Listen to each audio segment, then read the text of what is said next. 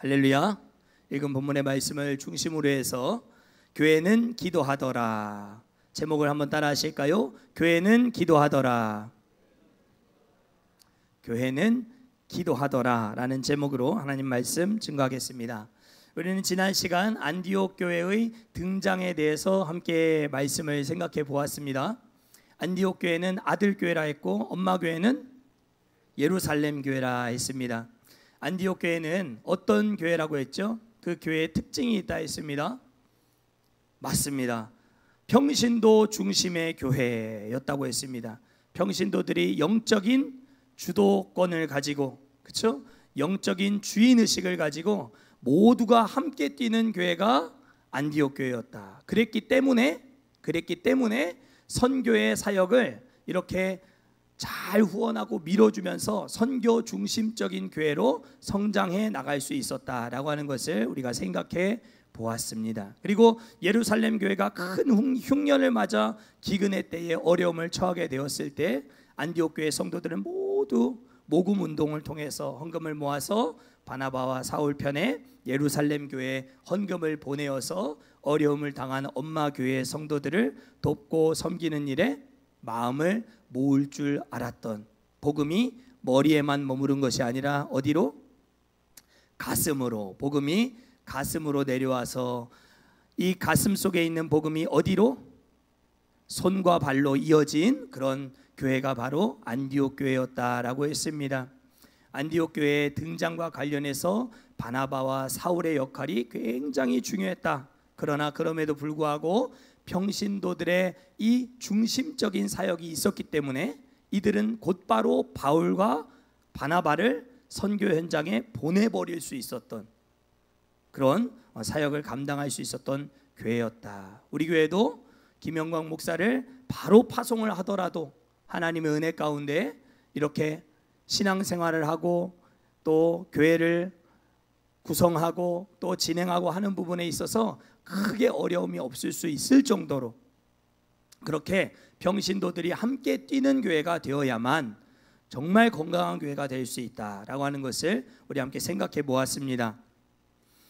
하나님이 참 바쁘게 일하셨습니다.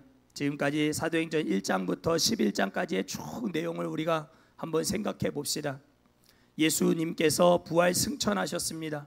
그러면서 약속하신 성령을 기다리라 우리 주님이 말씀하셨고 120문도들이 마가의 다락방에서 열심을 내어 뜨겁게 기도할 때 이들이 각 사람 머리 위에 하나씩 임하시는 성령을 다 받게 되었습니다. 그리고 교회가 형성되었습니다. 예루살렘 초대교회가 이제 역사상 최초의 교회로 시작이 되었습니다. 하나님이 맡겨주신 귀한 사역들을 감당하는 베드로와 요한, 야고보를 포함한 12사도의 리더십 하에 소그룹된 또 가정에서 모이는 이 목장 모임과 더불어서 대그룹으로 솔로몬 행각에서 모이는 이 대그룹의 예배, 이렇게 우리 다 같이 모여서 드리는 예배와 소그룹 목장, 이 두 바퀴가 아주 건강하게 흘러가는 그런 교회가 바로 예루살렘 교회였다라고 했습니다. 이 교회가 부흥하고 성장했습니다. 하루에 3,000명씩 5,000명씩 예수 그리스도를 믿고 침례를 받는 역사가 나타났습니다. 여러분들 3,000명 5,000명 침례를 주는 일 얼마나 힘들었겠습니까? 그렇죠? 12사도들이 쫙 줄을 서가지고 어디 요단강이나 어느 냇가에 가가지고 막 침례를 주고 하면 그 3,000명 5,000명 예수 믿겠다고 변화되고 새로워지고 예루살렘 교회의 어마어마한 부흥의 역사가 들불과 같이 일어나는 그 광경을 여러분들 아마 다 이미 생각해 보셨을 것입니다.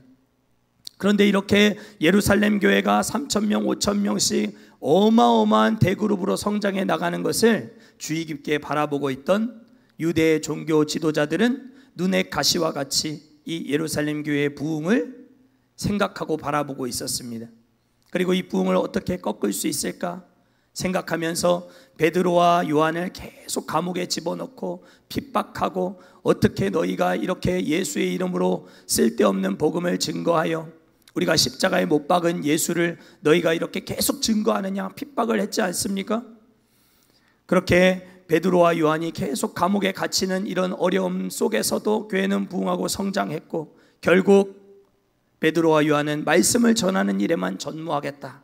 그리고 초대교회 안에는 직분자 그룹이 생겨나게 되었습니다.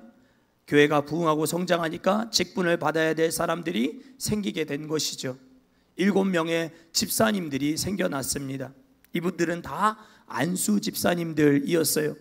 안수 집사님들이 다 세워지고 성령에 충만하고 지혜가 충만하고 예수와 정말 그 복음에 대한 뜨거운 열정을 가지고 있었던 이 사람들 중에 한 사람이었던 스데반 집사. 구약 성경을 완전히 꿰뚫고 있는, 정말 구약의 전체 말씀을 꿰뚫고 있는 이 하나님의 주옥과 같은 설교를 한 그 이후에 유대 종교 지도자들의 손에 의해서 돌에 맞아 죽게 되고, 그 여세를 몰아서 대규모 핍박이 이 초대교회 예루살렘 교회에 어마하게 불어닥치게 되면서 초대교회 예루살렘 교회 구성하고 있었던 성도들은 다 뿔뿔이 흩어지게 됩니다. 팔레스타인 땅에 머물 수가 없었습니다.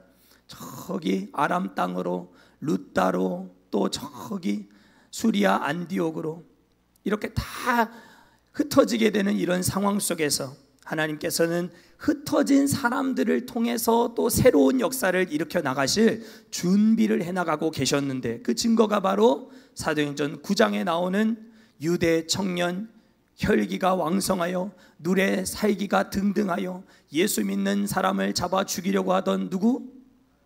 청년 사울. 그를 하나님이 뒤집으셔서 회심시키셔서 그를 이방인의 사도로 택한 나의 그릇으로 부르셔서 저 아라비아 신학교로 보내어 오랫동안 신학 공부도 열심히 하고, 또 복음이 또 깨달아진 이 하나님의 은혜가 마음속 깊은 곳에 정말 뿌리 내릴 수 있도록, 복음으로 충만한 사람이 될 수 있도록 충분한 시간을 갖고 고향 땅 다소로 가서 머물고 있었을 그때에 흩어진 사람들을 통하여 하나님은 하나님의 큰 역사를 이루시기 위해서 이 베드로를 또 무대 전면에 세우시는 모습을 우리가 9장에서 볼 수 있었다 했습니다.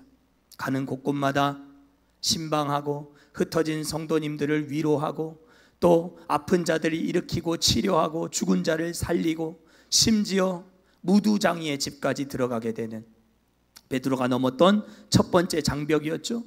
하나님이 유대인 사람 가운데 가장 하층민, 가장 천한 사람 무두장이 시몬의 집에 들어가서 머물게 하심으로 말미암아 베드로가 가지고 있었던 이 우월감, 나는 뭔가 좀 특별하다, 나는 좀 뭔가 다른 사람이다 라고 생각하고 있었던 이 베드로의 모든 것들을 다 무너지게 하시고, 또 환상으로 보여주시면서 저기 가이사랴의 이방인 백부장이었던 누구죠?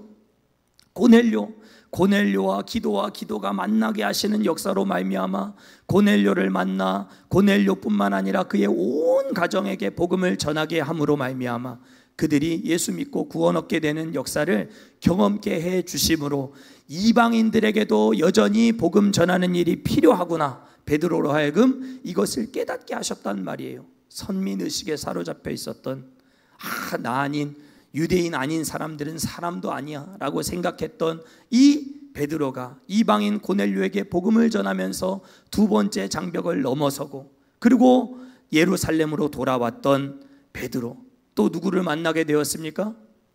세 번째 장벽이라고 할 수 있는 유대 그리스도인들 공동체를 만나게 된 거예요.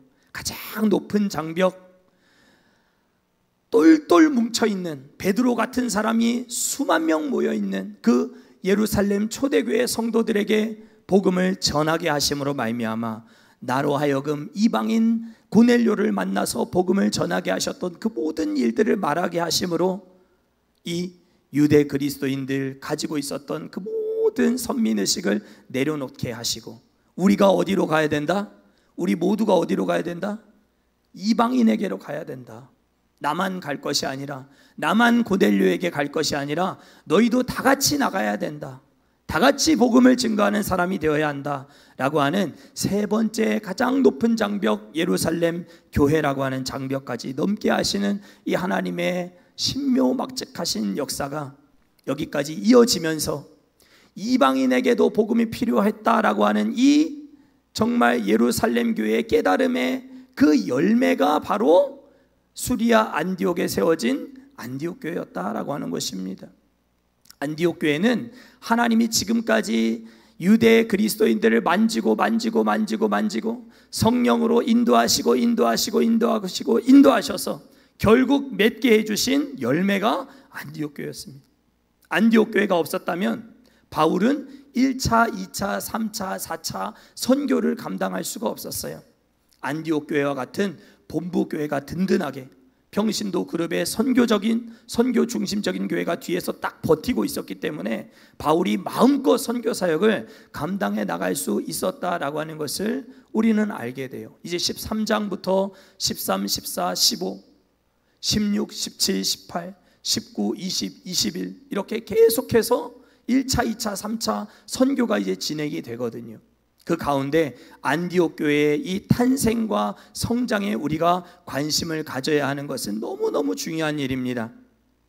그렇게 예루살렘 교회가 어려움을 처한 상황 가운데 안디옥 교회가 모은 그 헌금을 가지고 부조를 들고 지금 예루살렘 교회를 방문하게 되는 이 상황 가운데 방문에서 있었던 일들이 예루살렘 교회에서 있었던 일들이 무엇이었는가 하는 것을 사도행전 12장에서 우리에게 보여주고 있는 것입니다. 단순히 예루살렘 교회의 어려움은 경제적인, 재정적인 어려움들만 있었던 것이 아니었습니다. 이들의 진짜 어려움은 바로 1절, 2절에 기록되어 있습니다. 우리 1절, 2절 말씀을 함께 읽어보실까요? 시작. 그때에 헤롯 왕이 손을 들어 교회 중에서 몇 사람을 해하려 하여 요한의 형제 야고보를 칼로 죽이니. 아멘. 헤롯이 누구를? 야고보를. 여기서 야고보는 누구일까요?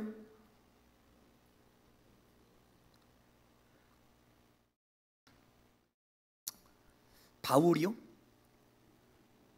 예수님의 동생? 예수님의 동생은 야고보서를 쓴 사람이 야고보고 아니죠. 여러분들, 여기서 말하는 야고보는 순교당한 야고보는 예수님의 12제자 가운데 큰 야고보였습니다. 큰 야고보. 작은 야고보도 있고 큰 야고보도 있잖아요. 세베대라고 하는 사람의 두 아들이 다 예수님의 제자가 되었죠. 요한과 야고보. 이 요한과 야고보는 형제였어요. 형제. 그런데 이 야고보가 헤롯에 의해서 뭐에 죽임을 당해요? 칼로 죽임을 당해요. 칼로 죽임을 당했다라고 하는 건 굉장히 비참한 죽음 아니겠습니까? 그런데 이어지는 3절을 보면 유대의 모든 사람들이 이 야고보의 죽음을 보고 기뻐했다라고 하는 내용이 기록되어 있는 것을 볼 때에 이 야고보의 순교는 비공개 처형이었을까요? 공개 처형이었을까요? 공개 처형이었어요. 그러니까 지금은 무교절이 진행되고 있었을 때거든요. 무교절이라고 하는 건 6월절이 유대인들에게 있어서 가장 큰 명절이고 그 다음 이어지는 7일간의 절기가 무교절이고 그 다음에 초실절이 이어지거든요. 유무초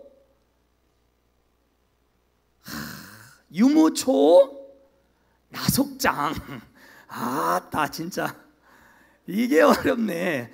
유무초 나속장. 이렇게 또 물어보면 잘 대답을 못해요. 그죠? 여러분들, 창조, 타락, 홍수, 민족들 열심히 하고 계시죠? 여러분들 연습하셔야 됩니다. 그렇게 유무초가 붙어 있단 말이에요. 6월절, 무교절, 초실절이 붙어 있어요. 근데 이 무교절 기간은 6월절 때문에 온 유대에 흩어진 사람들이 다 예루살렘으로 모이는 때예요. 그때에 헤롯이, 누가? 헤롯이 수많은 사람들이 모여있는 그 절기 한복판에 이벤트를 연 겁니다. 그 이벤트의 내용이 예수님의 12제자 가운데 한 사람이었던 큰 야고보를 칼로 쳐 죽이는 일이었어요. 그리고 야고보를 죽인 것으로 멈추지 않았어요. 이어서 곧바로 예루살렘 초대교회 담임 목회자라고 할 수 있는 베드로까지 이 헤롯이 완전히 사로잡아 감옥에 집어넣게 됩니다. 초대교회가 맞이한 가장 큰 위기, 예루살렘 교회는 가장 큰 위기를 지금 만나게 된 것입니다. 여기서 이 헤롯은 어떤 사람인가? 헤롯이 누구일까요? 성경에는 헤롯이 참 많이 나오거든요. 여기서 말하는 헤롯이라고 하는 사람은 예수님이 태어날 당시에 유대를 통치했던 로마 황제와 친분이 있었던 이둠의 족속이었던 사람 헤롯, 그 사람을 두고 헤롯 대왕이라고 합니다. 헤롯 대왕. 그가 예수님이 태어날 당시에 유대를 통치하고 있었던, 그러니까 로마 황제는 로마 제국이 너무 넓으니까 다 직접 가서 통치하고 다스릴 수 없잖아요. 그러니까 나라를 적절하게 쪼개어서 속국을 만들어서 그 속국을 다스릴 수 있는 사람을 왕으로 파견을 했습니다. 그러니까 대리 통치자 개념으로 이 이둠의 사람 헤롯이 이 예수님 당시에 팔레스타인 유대를 지배하고 있었던 것이죠. 그렇게 헤롯이 죽고 난 이후에 아들 3명이서 이 유대 땅을 갈라먹게 돼요. 유대와 사마리아, 가장 금싸라기 좋은 땅을 첫째 아들이 받게 됩니다. 그 아들의 이름이 헤롯 아켈라오라고 하는 왕이에요. 아켈라오라고 하는, 이때부터는 이제 3명이 땅을 나눠 가졌기 때문에 분봉왕이라고 합니다. 분봉왕. 분봉왕이라고 하는 말 여러분들 성경에서 보셨죠? 분봉왕 헤롯 아켈라오가 유대와 사마리아 가장 좋은 땅, 그리고 조금 북쪽에 있는 갈릴리 지역 헤롯 안티파스라고 하는 왕이, 분봉왕이 나라를 다스려요. 둘째 아들이었겠죠. 이 안티파스가 유명한 이유는, 안티파스가 누구를 죽여요? 침례 요한을 죽이는 거예요.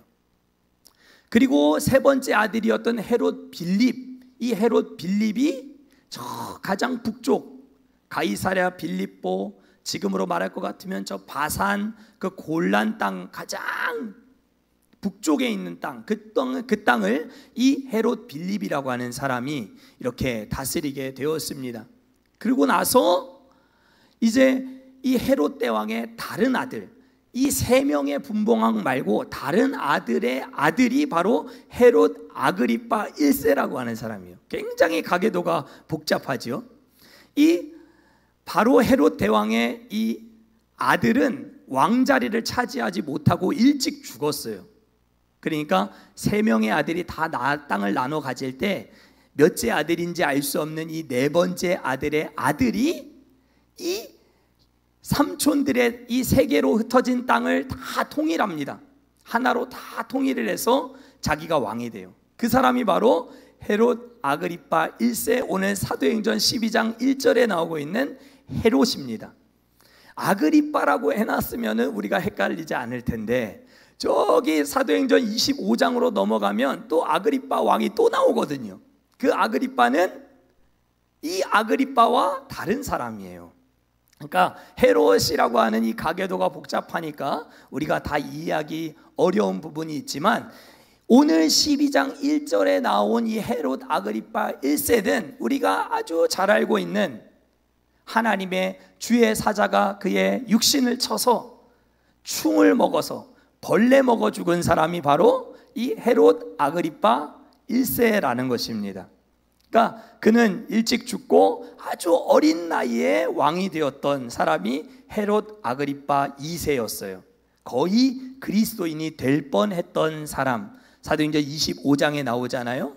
그 내용을 우리가 생각해 볼 때에 이 헤롯 아그리파 1세 역시도 그의 할아버지였던 헤롯 대왕의 이 간교하고 이 정말 기회주의적이고 약삭빠른 이 성품을 그대로 이어받은 거예요. 그러니까 사람들이 많이 없을 때 야고보를 얼마든지 칼로 쳐서 죽일 수도 있는데, 무교절에 가장 유대 사람들이 많이 모여 있을 때, 그때의 이벤트성으로 공개적으로 칼을 들고 사도 야고보를 쳤다는 것, 그리고 베드로를 사로잡았다는 것, 이것은 초대교회가 만난 어마어마한 위기였겠다라고 하는 생각을 우리가 해볼 수 있는 것이죠. 최고의 위기였습니다. 이런 위기 상황 속에서 교회가 택한 일이 무엇이었는가? 여기저기 손 벌리고 도움을 요청하고 흩어진 성도들 다 모여라 이렇게 했는가? 저기 주변 나라에게, 다른 나라에게 힘을 빌려서 원조를 요청했는가? 그게 아니라 교회는 뭐 했더라? 그를 위하여 간절히 기도하더라. 교회는 기도하더라 라는 것입니다. 5절 말씀은 제가 개인적으로도 참 좋아하는 말씀입니다. 우리 큰 목소리로 함께 같이 읽어볼까요? 시작. 이에 베드로는 옥에 갇혔고 교회는 그를 위하여 간절히 하나님께 기도하더라. 아멘. 사방으로 우겨쌈을 당하는 일이 있어도 기도하면 문제는 해결될 줄 믿습니다. 위기 상황 속에서 교회는 그 어느 때보다도 간절하게 기도했습니다. 사도 야고보가 죽었습니다. 베드로까지 붙잡혔습니다. 이들의 기도 제목은 오직 베드로 담임 목사님 한 사람이었습니다. 목회자들을 위해서 기도하는 것이 중요합니다. 제가 목사라서 드리는 말이 아니고 여러분들 목사님을 위해서 늘 기도하셔야 됩니다. 목회자를 위해서 기도하는 것은 성도의 의무입니다. 교회를 건강하게 세워나가는 정말 중요한 일입니다. 지난주에 말씀을 드렸죠. 예루살렘 교회는 안디옥 교회와 좀 성향이 다른 교회다라고 했어요. 예루살렘 교회는 목회자에게 굉장히 의존적인 교회, 목회자 그룹의 리더십에 굉장히 의존되어 있는 교회라고 한다면 안디옥 교회는 평신도들이 주도적인 교회라고 했어요. 오늘 대한민국에 있는 많은 교회들 여러분들 면면이 뜯어보면 예루살렘 교회 같은 교회가 많을까요? 안디옥 교회 같은 교회가 많을까요? 예루살렘 교회와 같은 교회가 압도적으로 많아요. 압도적으로 목회자 몇몇 사람의 리더십에 굉장히 의존하고 있는 그런 수동적이고 또 시키는 대로 하고 싶고 따라만 가고 싶은 그런 신앙생활을 하는 교회가 엄청 대부분이에요. 그런데 시간이 지나갈수록 더 그런 교회들이 많아지고 있다는 것은 참 가슴 아픈 일이에요. 시작할 때는 예루살렘 교회 같을 수 있어요. 안디옥 교회 같을 수 있어요. 시작은 사람이 먼저일 수도 있고 건물이 먼저일 수도 있어요. 목회자가 빚내서 교회 건물 빌려서 사람들 모아서 건물 먼저 사람 채우고 또 혹은 사람을 먼저 모으고 건물 찾고 하는 방식의 예루살렘 교회 타입과 안디옥 교회 타입이 다를 수가 있어요. 그러나 시간이 지나가면 교회는 예루살렘 교회화 되기보다 안디옥 교회화 되어야 해요. 성분으로 볼 것 같으면. 물론 예루살렘 교회는 정신적으로 우리가 따라가야 할 근원적인 교회의 모습이죠. 그렇지만 안디옥 교회가 이 평신도 위주의 그룹으로 영적인 주인의식을 가지고 있었던 많은 성도들에 의해서 이렇게 함께 뛰는 교회가 될 수 있었다는 건 이 땅에 존재하는 모든 교회들이 사모하고 또 추종하고 지향해야 할 방향이에요.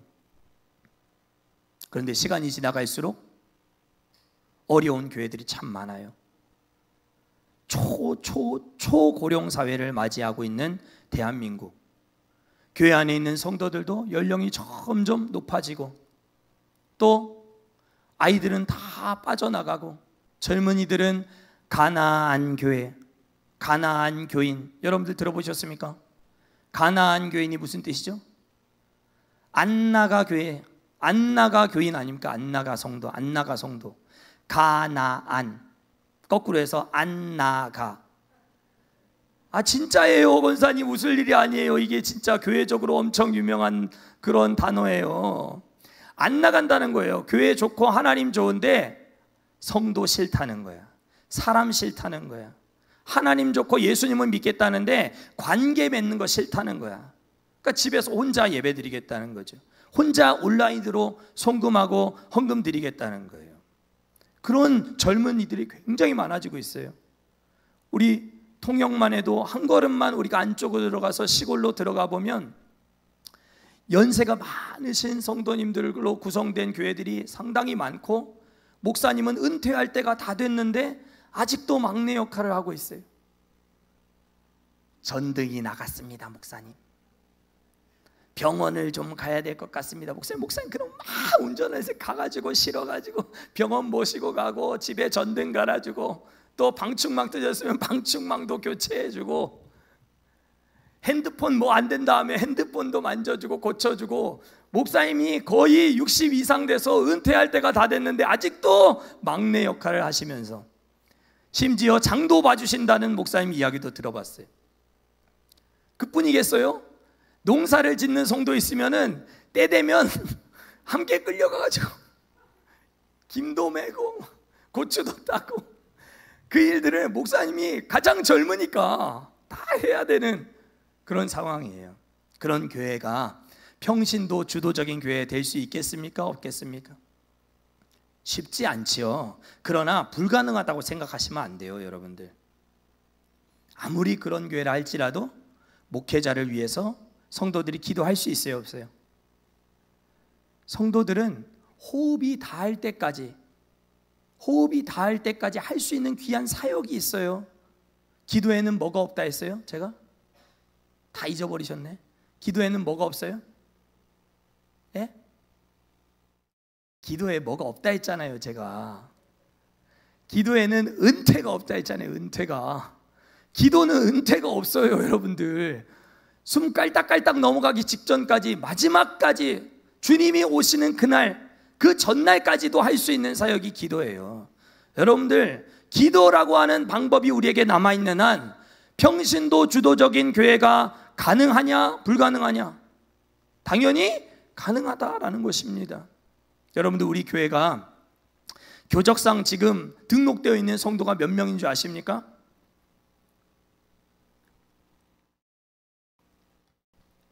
몇 명 정도 될 것 같으십니까? 우리 교회가 158? 150명? 우리 교적상 등록되어 있는 성도는 어린아이 다 포함해서 168명입니다. 정확하게 지난주 등록하신 오긴수 성도님까지 포함해서 168명이 등록이 되어 있어요. 그 중에 뭐 이렇게 세가적으로 등록했지만 좀 쉬고 있는 성도, 또 그런 경우들이 있을 수 있지만 168명의 나이를 제가 다 합쳤습니다. 그래가지고 머리수대로 딱 나눴어요. 그럼 뭐가 나와요? 우리 교회의 평균 연령이 나온다 아닙니까? 평균 연령. 우리 교회 168명의 성도의 나이를 다 더해서 168로 딱 나눴더니만 우리 교회의 평균 연령이 몇 살로 나왔을까요? 40대?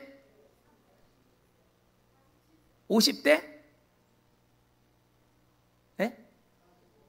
40 중반, 또 45세. 우리 교회는 아이들이 좀 많아요. 그래서 우리 교회의 평균 연령은 38.6세예요. 놀랍지 않으세요? 우리 교회의 연령이 38.6세예요. 저도 평균을 깎아먹는다니까요. 저도 평균으로 따지면 나이가 많은 편에 속한다니까요. 사랑하는 성도 여러분, 여러분들이 주도적인 사역 할 수 있다는 말입니까? 없다는 말입니까? 아멘을 크게 하실 수 있다는 말입니까? 없다는 말입니까? 여러분들, 설교할 때 아멘을 크게 하는 게 설교를 돕는 일이에요. 여러분들, 하나님의 말씀이 여러분들의 것으로 딱 레마의 말씀으로 되도록 여러분들이 아멘, 아멘 하는 거예요. 그렇게 아멘을 여러분들 외치면서 이렇게 평신도 주도적인 사역들 얼마든지 해나갈 수 있다는 것 여러분들이 기억하실 수 있기를 바랍니다. 우리 교회는 상당히 젊은 교회, 안디옥 교회처럼 성장할 수 있는 교회인 줄 믿습니다. 예루살렘 교회가 베드로를 위해 간절히 기도할 때에 하나님은 기도를 듣고만 계시지 않으셨습니다. 베드로는 옥에 갇혔다라고 했어요. 그렇죠? 그 다음 날 이제 베드로를 향한 공개 처형이 이어질 예정이었습니다. 무교절의 마지막 날, 이제 하이라이트, 초대교회 담임 목사 베드로의 공개 처형식, 이렇게 하면은 모든 유대인들이 다 모였지 않았겠습니까? 근데 광고까지 다 해놓고 헤롯은 4 4 4 4 4명씩 사계조를 만들어 가지고 이 베드로를 도망가지 못하도록 보초를 세웠어요. 베드로가 그 감옥에서 빠져나올 때 첫째 관문, 두 번째 관문이 있었다라고 하는 것을 볼 때에 관문마다 아마 사람을 배치해 놨을 것이고, 심지어 베드로가 감옥 안에 있을 때 베드로의 양팔을 붙잡고 있었던 사람도 있었다라고 말하고 있어요. 베드로는 절대로 살아나올 수가 없는 일이에요. 그렇죠? 전날이 되었어요. 여러분들 같으면 잠이 오겠어요? 안 오겠어요? 와요, 안 와요? 내일이면 내가 죽을지 모르는데. 야고보의 처형에 대한 소식을 베드로가 알았을까요? 몰랐을까요? 다 알았죠. 야고보가 죽고 베드로가 잡혀왔으니까 베드로는 야고보가 죽었다는 소식을 이미 다 들었어요. 야고보는 어떤 사람이에요? 베드로와 똑같은 사도였어요. 예수님에게 있어서 가장 중요한 12명의 제자 가운데서도 3명의 제자가 가장 가까이에서 야이로의 딸을 살릴 때도, 변화산상에 올라갔을 때도, 가장 겟세마네 동산에 올라가서 기도할 때도 이 3명만큼은 예수님 곁에 딱 붙어 있었거든요. 다른 제자들 다 멀리 떨어져 있었어도. 그 3사람이 베드로, 요한, 야고보잖아요. 그런데 이 3번째 야고보가 처형당한 거예요.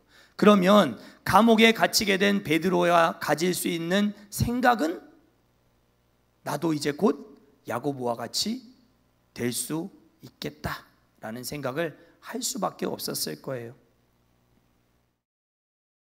베드로는 감옥 속에서 뭐 했습니까? 잠들었습니다. 평안하게 잠들었습니다.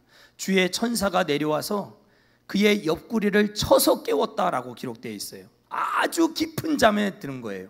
흔들어 깨울 정도가 아니었으면 잠에 깨어날 수 없을 정도로 베드로는 깊은 잠에 들게 되었어요. 베드로가 그렇게 잠들 수 있었던 이유가 무엇이었을까? 베드로가 그렇게 어떻게 평안하게 내일 내가 죽을지도 모르는데 평안하게 잠들 수 있었을까?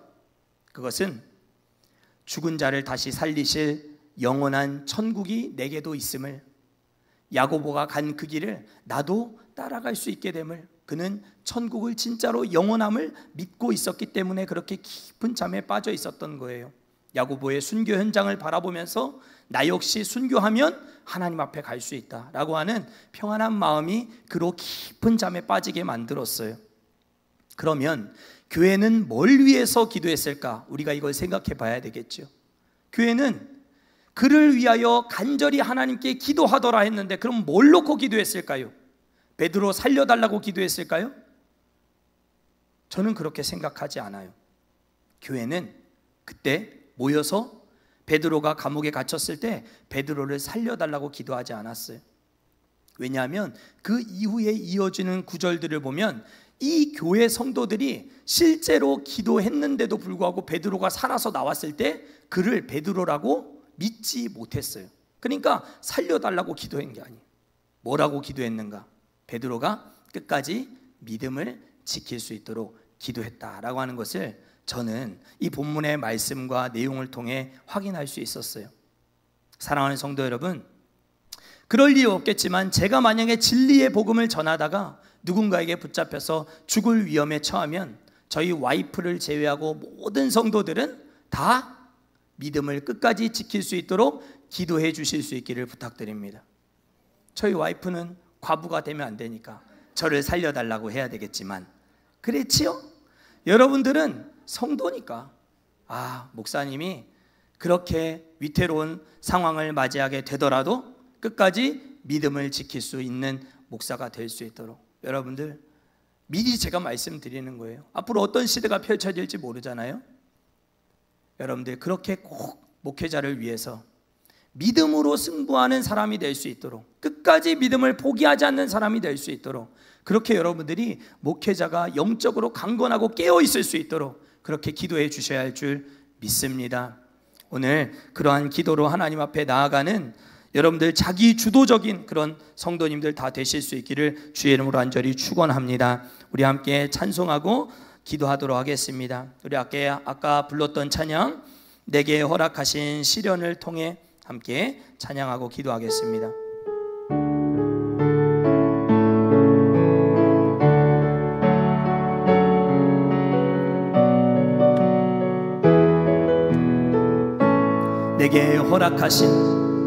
내게 허락하신 시련을 통해 나의 믿음 더욱 강하게 자라나고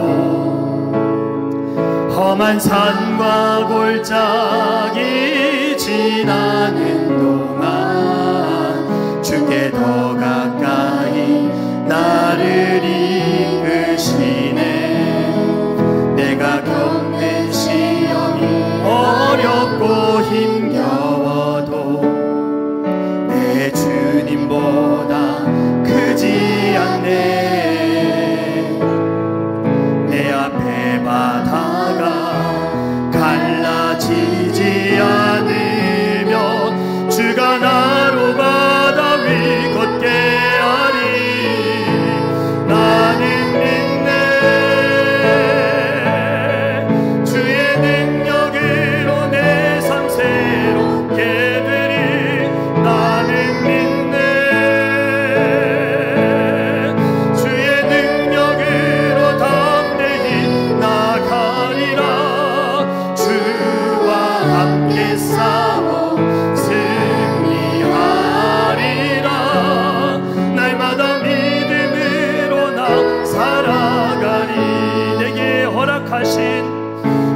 허락하신 시련을 통해 나의 믿음도 강하게 자라나고 험한 산과 골짜기 지나는 동안 주께 더 가까이 나를 이끄시네.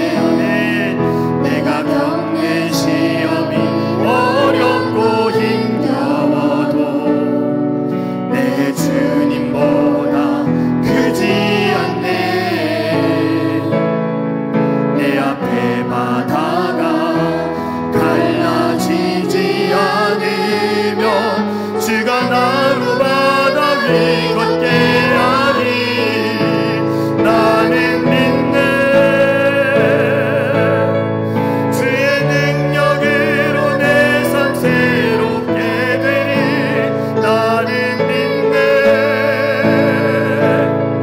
주의 능력으로 담대히 나가리라. 주와 함께 싸워 승리하리라. 날마다 믿음으로 나 살아가리. 이 시간 우리 함께 기도하겠습니다. 오늘 주신 말씀을 기억하시면서 나라와 민족을 위하여, 특별히 교회와 목회자를 위하여서, 또 주신 사명 잘 능동적으로 주도적으로 감당하는 우리 교회와 모든 성도들 될 수 있도록 우리 시간 주의 이름을 한번 크게 부르고 동성으로 기도하다 자유롭게 돌아갑니다. 주여, 오 성령이여, 주여. 하나님, 교회를 세우시는 하나님, 교회를 단단하게 하시는 하나님, 든든하게 하셔서 하나님의 역사와 하나님의 일하심 속에 하나님 쓰시기를 원하시는 하나님, 주여 안디옥 교회와 같이 쓰임받는, 주여 예루살렘 교회와 같이 시대적으로 쓰임받는, 주여 한 시대를 풍미하는 주여 그런 교회로 쓰임받기를 원합니다. 주여 아버지, 우리 모두에게 하나님 성령의 능동적인 역사가 나타나게 하여 주시옵소서. 어떠한 일이든지 주여 자발적으로 기쁨으로 자원하는 마음으로 하나님의 사역을 머물러 멈춰서서 바라보지 않게 하시고, 주여 함께 뛰며 함께 손잡고 나아가는 귀한 아버지 안디옥 교회와 되는 주여 우리 교회가 될 수 있도록 하나님 은혜 도와여 주시기를 간절히 빌고원합니다. 성령이 일하시는 교회 되게 하옵소서. 성령이 주도적으로 일하시고 역사하셔서 우리의 딱딱한 심령을 만지시고 새롭게 하시고, 아버지 하나님 영적 기쁨과 화목함으로 충만케 하셔서 하나님 우리의 관계 속에 역사하시고 일하시는 주님, 주여 아버지 장벽들을 뛰어넘게 하시고, 주여 하나님 믿고 순종함으로 기도함으로 하나님 하나님의 뜻을 이뤄가게 하여 주시옵소서. 이에 베드로는 옥에 갇혔고 교회는 그를 위하여 간절히 하나님께 기도하더라. 주여, 교회는 간절히 그를 위하여 하나님께 기도하더라. 주여 아버지, 무엇을 위하여 기도하였는지 주여 우리 함께 생각해 보았습니다. 주여 아버지, 하나님 약해지지 않게 하여 주옵소서. 마음이 나약해지지 않게 하옵소서. 주여 시대가 악해져갑니다.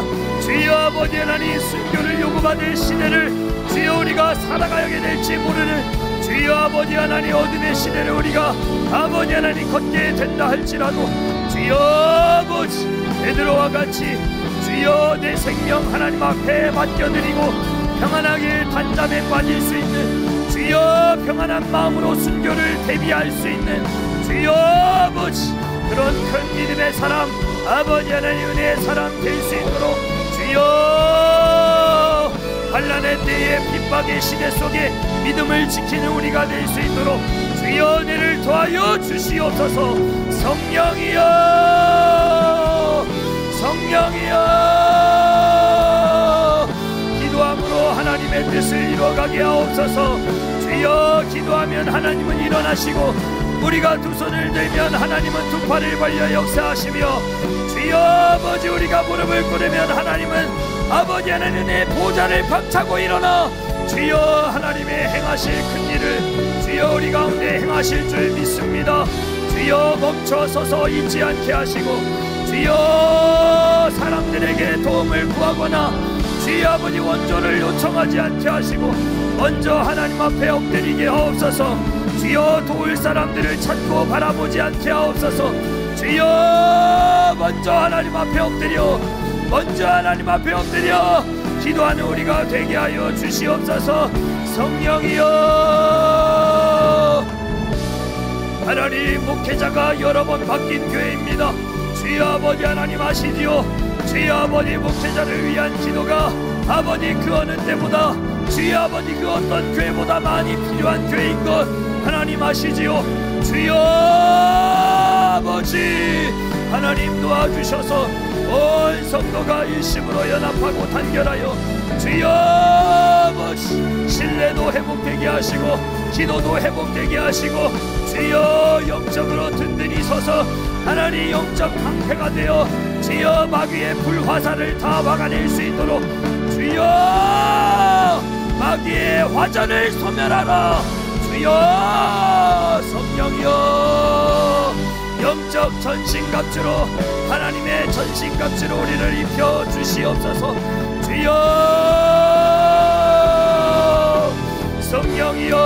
성령이여 멈춰서서 주여 바라만 보고 있지 않게 하옵소서. 주여 기도의 자리 나아가게 하옵소서. 기도를 우습게 보지 않게 하옵소서. 기도를 하찮게 여기지 않게 하옵소서. 아버지 하나님 기도하면 하나님 일하시고 기도하면 하나님 응답하시고 기도하면 하나님이 일어서시는 줄 믿사오니 주여 아버지 기도의 방법이 남아있는 한 기도의 방법이 남아있는 한 주여 우리는 어떤 경우에도 주도적인 사역자로 주여 아버지 주도적인 병신도로 하나님 나라를 확장시켜 나가고 하나님의 일을 서로 감당해 나갈 수 있을 줄 믿습니다. 주여 하나님 주신 말씀 붙들고 주여 기도의 자리 내 자리 기도의 자리 내 자리 내 생명 걸 자리 주여 기도로 승부하는 우리가 되게 하여 주옵소서. 위기의 때를 만났습니까? 어려움의 때를 만났습니까? 주여 야고보가 순교를 당하였습니까? 공개적인 처형을 당하여 비웃음거리가 되었습니까? 교회가 조롱거리가 되었습니까? 주여 아버지 이때야말로 주여 이때야말로 주여 아버지 성도들의 기도가 주여 아버지 교회의 기도가 주여 아버지 필요한 때인 줄 믿습니다. 주여 교회는 기도하더라. 교회는 기도하더라. 주여 성령 받게 하옵소서. 성령 받게 하옵소서. 성령의 바람 불어와 성령의 충만한 역사가 불의 혀같이 갈라지며 성령이 각 사람의 머리 위에 하나씩 임하시는 주여 성령의 역사를 다 받고 경험하게 하옵소서. 성령 체험하게 하옵소서. 성령 체험하게 하옵소서. 기도가 열리게 하옵소서. 주여 부르짖어 기도할 때에 주여 크고 은밀한 그 일을 우리에게 보여주시리라. 주여 크고 은밀한 그 일을 주여 우리에게 드러내 주시리라. 주여 나의 계명을 가지고 지키는 자라야 나를 사랑하는 자니 나를 사랑하는 자에게 주여 아버지 내가 그 모습을 드러내시고 계시하시고 나타내신다 주님 말씀하셨사오니 한삼 중에라도 주님 보게 하시고 주여 아버지 기도하는 중에 주의 음성 듣게 하시고 주여 아버지 하나님 기도함으로 하나님의 뜻을 이루어갈 수 있도록 주여 하나님의 도구 되게 하옵소서. 기도의 도구가 되게 하옵소서. 주여 아버지 기도의 방법으로 쓰임받는 하나님의 종들 되게 하여 주옵소서. 오 성령이여 기도의 방법이 남아있는 한 아무것도 끝나지 않았습니다. 주여 기도가 남아있는 한 주여 아버지 우리에게는 아직 방법이 남았습니다. 주여 아무것도 끝나지 않은 영적 전쟁입니다. 주여 아버지 기도함으로 주여 오직 기도함으로 주여 성령이여 주여 하나님 도와주시옵소서. 하나님 가슴이 뜨거워지게 하옵소서. 주여 성령의 불 기도의 불이 붙게 하옵소서. 주여 성령이여 주여 아버지 낮엔 해처럼 밤엔 달처럼 주여 예수님처럼 바울처럼 주여 주님 닮아가는 우리의 삶이 되기를 원합니다. 주여 아버지 뒷걸음질하지 않게 하옵소서. 주여 뒤로 물러서지 않게 하옵소서. 주여 눈에 밟히는 그 일이 하나님 내게 주신 사명임을 주여 눈에 밟히는 그 일이 주여 하나님 날 부르시는 일임을 주여 아버지 깨달아 알게 하여 주시옵소서. 성령이여 주여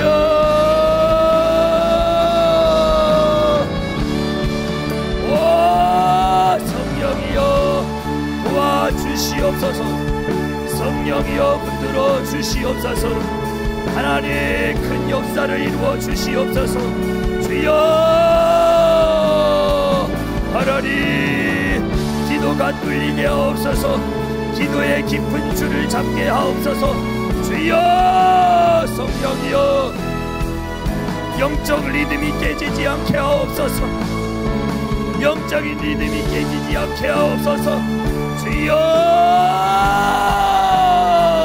아버지 하나님 도와주시옵소서. 주여 기도가 활짝 열릴지어다. 기도가 활짝 열릴지어다. 주여 오 성령이여 안디옥 이펙트 주여 아버지 안디옥 효과가 나타나게 하옵소서. 주여 안디옥의 역사가 나타나게 하옵소서. 주여 성령이여 도와주시옵소서. 성령이여 사용하여 주시옵소서. 성령이여 만져주시옵소서. 주여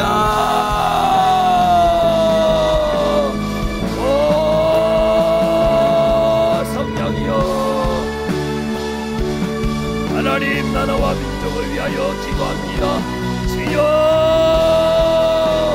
하나님 나라의 민족을 불쌍히 여겨주시옵소서.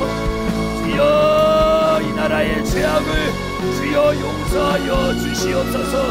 이 민족의 죄악을 주여 용서하여 주시옵소서. 한국 기도의 국국 기도가 회복되게 하옵소서. 주여 기도하는 자들이 국정을 운영하게 하옵소서. 주여 하나님 주시는 지혜와 총명함으로 아버지 국정을 지혜롭게 잘 운영해 나갈 수 있도록 대통령이야 모든 각계 부처 장관들과 주여 아버지 모든 위정자들 위해 하나님 은혜 주시기를 원합니다. 주여 지혜와 능력 더하여 주시옵소서. 하나님의 뜻이 이루어지게 하여 주시옵소서. 주여 하나님 아버지, 경제 대국이 되게 하시고 영적인 대국이 되게 하시고 주여 사회 문화적인 아버지 하나님 그런 대국이 될 수 있도록 주여 아버지 이 나라를 써주시옵소서. 아버지의 복음으로 주여 통일이 이루어지게 하옵소서. 주여 아버지의 폭력당에 고통받고 있는 주여 아버지 하나님 내 동포 내 형제 주여 아버지 하나님 저들의 슬픔과 눈물을 주님 기억하시고 주여 아버지 하나님 정확하신 때에 하나님이 주시는 정확한 방법으로 주여 아름다운 통일을 이루어 하나님 앞에 영광되고 주여 이 나라 더 크게 도약하고 쓰임받는 주여 그런 나라 될 수 있도록 주여 하나님 써 주시옵소서. 주여 아버지 각종 사건 사고들이 끊이지 않고 있습니다. 주여 아버지 하나님 생명을 지키시고 보호하시는 주여 주여 우리 국민들의 생명을 주님 지키시고 보호하시며 주여 죄악 중에라도 아버지 진노 중에라도 주여 긍휼을 잊지 마셔서